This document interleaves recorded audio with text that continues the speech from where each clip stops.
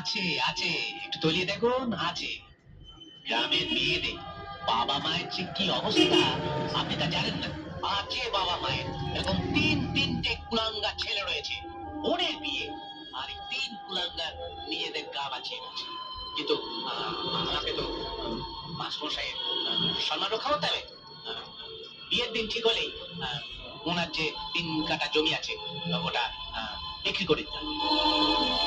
কোনো চিন্তা নেই, এই দিবাকর রয়েছে, জমি খদ্দে এমনকি কোর্টের কাগজপত্র আমি রেডি করে রেখেছি।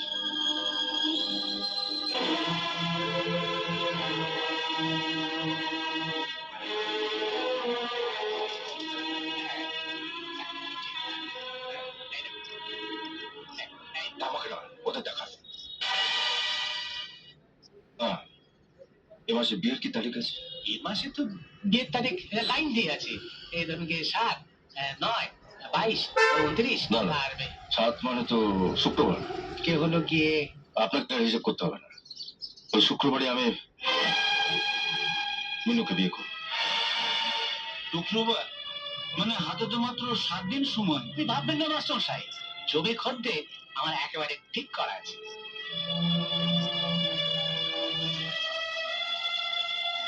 এই নিন। না, মাসের জমি বিক্রি হবে না।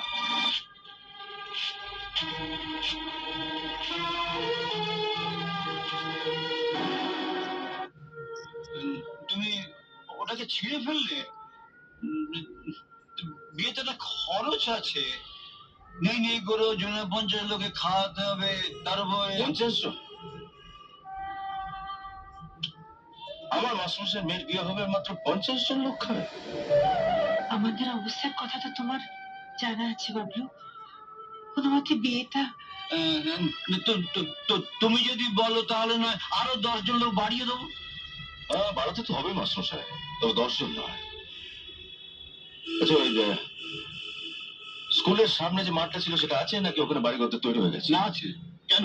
Good, very good. শুনুন, আমি কাল বিকেলে কলকাতা থেকে একজন ডেকোরেটর পাঠাচ্ছি। সে এসে ওই মাঠে একটা বড় দেখে প্যান্ডেল তৈরি করে। আর ওটা বোঝেন আপনাকে কি করতে হবে শুনুন। না না না, আপনাকে কিছু বলতে হবে না, কিচ্ছু বলতে হবে না। যখনই আপনি কোর্টের কাগজ ছিঁড়ে ফেলেন না, তখনই আমি বুঝতে পেরেছি যে 3 কাঠা জমি বিক্রি করে কিছু হবে না। এই পুরো বাড়িটারই এখন দেখতে হবে, তাই তো? বাজে কথা রাখুন, আপনি গায়ে সকলকে চেনেন? তা ঠিক। যাক, ভালোই হলো। আমি কাল একটা গাড়ি পাঠাচ্ছি, সঙ্গে 1000 খানেক বিয়ের নেমন্ত্রণ পত্র। আপনি মাস্টারমশাইকে সঙ্গে নিয়ে এই গায়ের প্রত্যেক বাড়িতে নেমন্ত্রণ করে আসবেন। দেখবেন কেউ যেন বাদ না পড়ে। ঠিক আছে? আচ্ছা, কিন্তু বাবলু, আমি ডেকোরেটরের সঙ্গে একজন ইলেকট্রিক কন্ট্রাক্টর পাঠাবো। সেই বাড়ি থেকে স্কুল পর্যন্ত কয়েকটা শাল কাঠ পুঁতে সারাটা পথ আলো আলো ভরিয়ে দিয়ে যাবে। আর শুনুন শালাবাবুরা, আপনাদের শ্বশুরবাড়ির জায়গায় জায়গায় নেমন্ত্রণ করতে হবে, আপনারা কালই বেরিয়ে পড়বেন, আগে তো বেশি সময় নেই। আর যদি বলেন 3-4টে গাড়ি কাল থেকে বিয়ের দিন পর্যন্ত এখানেই থাকবে। ও ও বাবলু, ও শোনো, তুমি যে আরম্ভ করেছো তাতে তো বাড়িটা বিক্রি করলো এত টাকা। সোজা কথাটা বুঝতে পারছো না বাবা? একদিন তুমি ওনার অনেক উপকার করেছিলে তো, তাই তোমার ঋণ শোধ করবার জন্য 8-5 ডাবাবেই উনি বলে ফেললেন আমায় বিয়ে করবেন। এখন ভেবে দেখলেন বলাটা ঠিক হয়নি, তাই এড়িয়ে যাবার জন্য জমির কাগজটাও ছিঁড়ে ফেললেন। তাই তাই যদি হয় বাবা, তাহলে আমি হাত জোর করে বলছি তুমি অনায়াসে তোমার কথা ফিরিয়ে নিতে পারো। আমি কি